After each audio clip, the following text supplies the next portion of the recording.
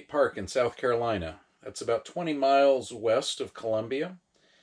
It is a beautiful campground surrounded by water, thus the island name. It is out on a peninsula with water from Lake Murray surrounding the entire campground.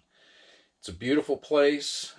10 days ago, Hurricane Helene passed through this area, did a considerable amount of damage. You can see some remnants of it in the video. There's a lot of trees down, but I have to tell you, in just a matter of a few days, the state park rangers did a wonderful job of cleaning everything up and getting the campground back open so people could enjoy it.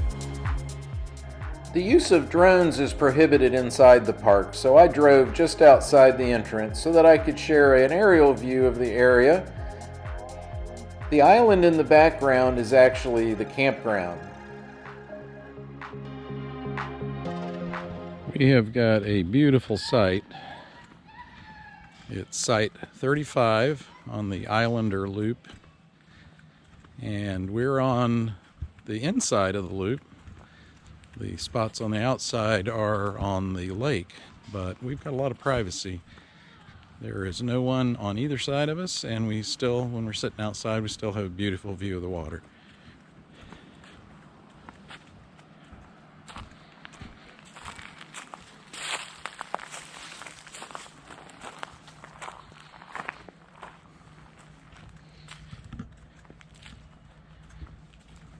There is my lovely wife enjoying her zero gravity chair.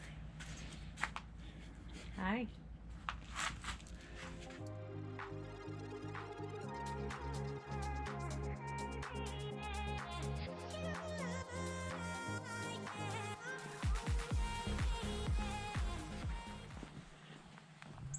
When we arrived Friday afternoon, we took a walk trying to get a lay of the land. We noticed that a lot of the campsites were empty, but by late that night, a lot of people came in for the weekend and the place pretty much filled up by Saturday morning.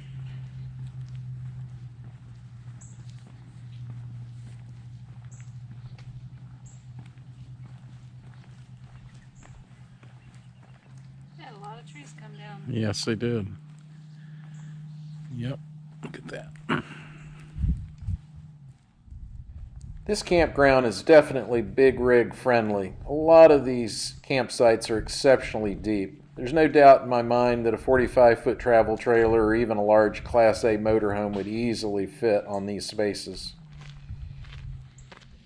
It's not really camping unless you have a campfire, so as we settled in the evening of our first day, we decided to start a fire and watch the sun go down.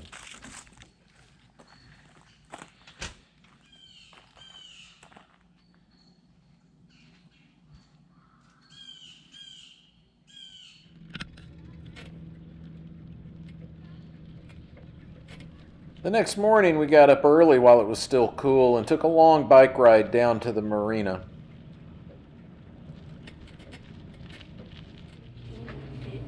There was a little store at the marina that had some basic supplies, a lot of fishing equipment, lures, etc. They also had some touristy things, coffee mugs, hats, t-shirts.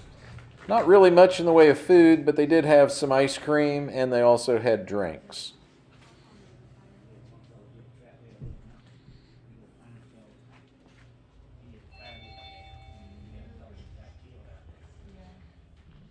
On our ride back to the campsite, we spotted a little lakeside park and decided to walk down to the shoreline.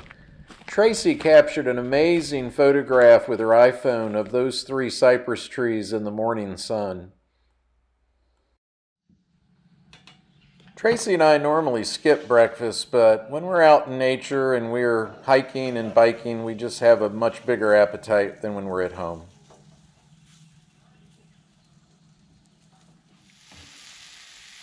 Oh, look at you using little things.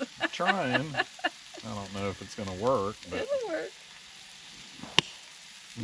okay. After breakfast, I decided to walk down to the shoreline and just try my hand at fishing.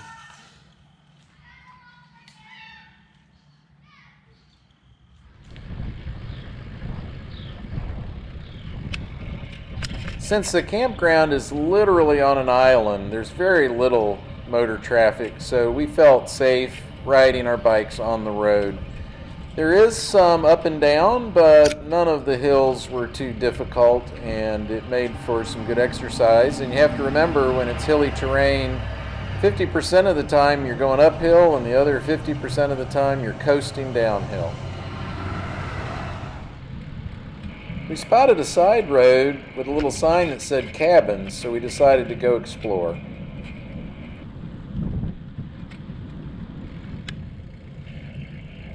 There were 5 rental cabins at the end of the road. They're beautiful, 2 stories, brick fireplaces, and right on the lake. Those are nice. Gorgeous. And they have docks.